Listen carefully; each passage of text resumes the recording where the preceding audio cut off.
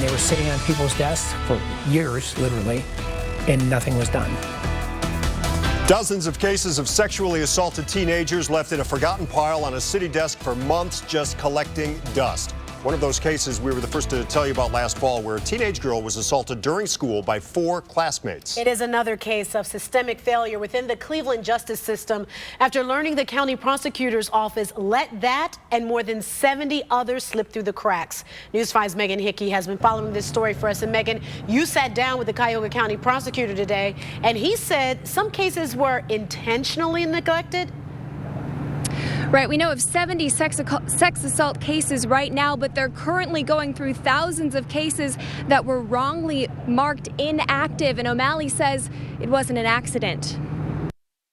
The police report was filled out 4 months ago, alleging that a 14-year-old girl was lured into a closet at her Cleveland Heights high school and sexually assaulted by 4 classmates during school hours. The students were suspended, but then nothing happened until University Heights police started pushing for answers in January. It was not isolated at all, and in fact, it was one of the red flags. Another red flag, a call from the Cleveland Rape Crisis Center. In the last few months, we started to notice that there was a few cases that were stalled. Those cases were eventually located. And they were sitting on people's desks for years, literally, and nothing was done. So what happened? Megan, I can't begin to explain it because it's not acceptable. Prosecutor O'Malley told me his new team uncovered dozens of cases listed by a group of assistant prosecutors as inactive. Dozens turned into hundreds. And then it blew up to the 1,987 cases.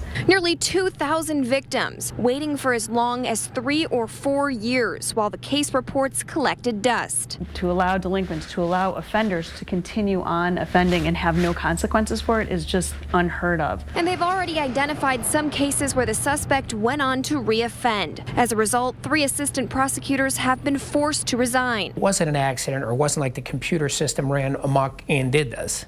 Individuals did this. Postponing justice for hundreds of victims in Cuyahoga County. We've identified one of the places where the system's been failing victims.